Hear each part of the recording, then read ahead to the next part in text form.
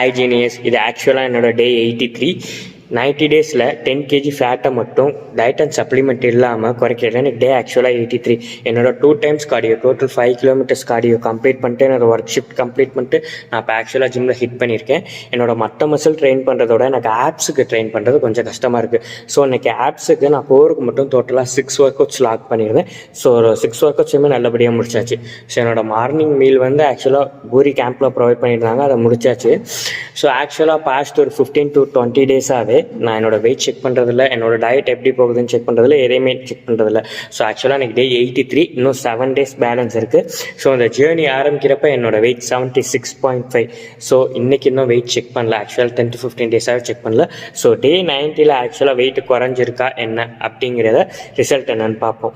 So நானும் இப்போ தான் ஃபிட்னஸை பற்றி தெளிவாக லேர்ன் பண்ணிகிட்ருக்கேன். ஸோ என்னால் முடிஞ்ச அளவுக்கு எந்த ஒரு மிஸ்லீடிங்கும் இல்லாமல் நான் கற்றுக்கிட்டதை உங்களுக்கு தெளிவாக புரிகிற மாதிரி டீச் பண்ணுறேன் முடிஞ்ச அளவுக்கு. ஸோ இது மாதிரி வீடியோ ஏதாச்சும் உங்களுக்கு யூஸ்ஃபுல்லாக இருக்குன்னு தோணுச்சுன்னா யூடியூப்பில் பார்த்தா சப்ஸ்கிரைப் பண்ணிக்கோங்க, இன்ஸ்டாவில் பார்த்துட்டிங்கன்னா ஃபாலோ பண்ணிக்கோங்க. உங்களுக்கு இல்லை உங்கள் ஃப்ரெண்டுக்கு யாருக்காச்சும் இன்ஃபர்மேஷன் இன்ட்ரெஸ்ட் இருந்தால் மறக்காமல் அந்த வீடியோ ஷேர் பண்ணுங்கள். டே 90ல் ரிசல்ட் என்ன இருக்குன்னு பார்ப்போம். பாய்.